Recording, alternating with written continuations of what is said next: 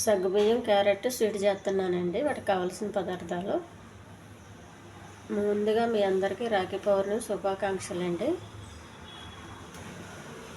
ఇలాచి, కిస్మిస్, జీడిపప్పు, తేనె, కుంకుమ పువ్వు, కొబ్బరి పాలండి, నానబెట్టిన సగ్గుబియ్యము,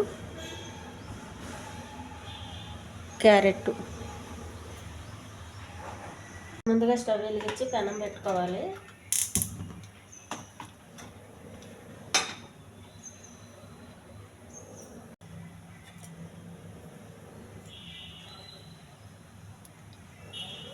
క్యారెట్ కొంచెం వేగించాలండి. నూనె కానీ నెయ్యి కానీ ఏమి వేయలేదు, ఉప్పుగా వేగించాలి.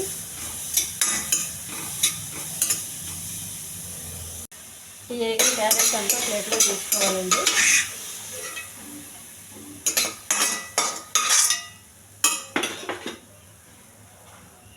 ముందుగా కొంచెం కుంకుమ పువ్వు కొబ్బరి పాలలో నానబెట్టుకోవాలండి.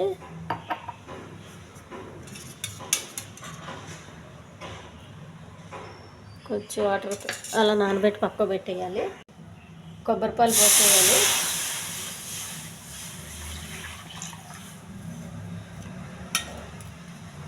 నానబెట్టి పెట్టుకున్న సగ్గుబియ్యం అండి కొంచెం బాగా ఉడకనివ్వాలి. ఇలాచీలండి మెత్తగా దంచుకోవాలి.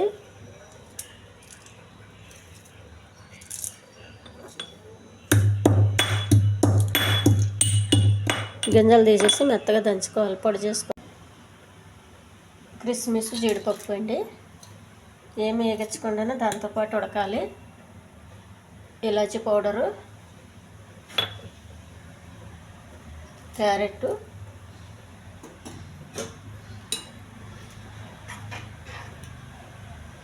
కొంచెం బాగా ఉడకనివ్వాలండి.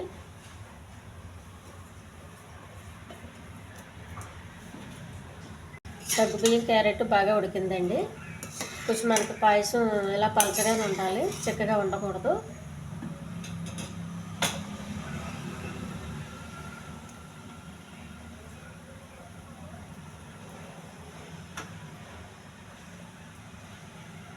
స్టవ్ ఆఫ్ చేసేయాలండి. తేనె మనకు కావాల్సినంత, స్వీట్కి కావాల్సినంత,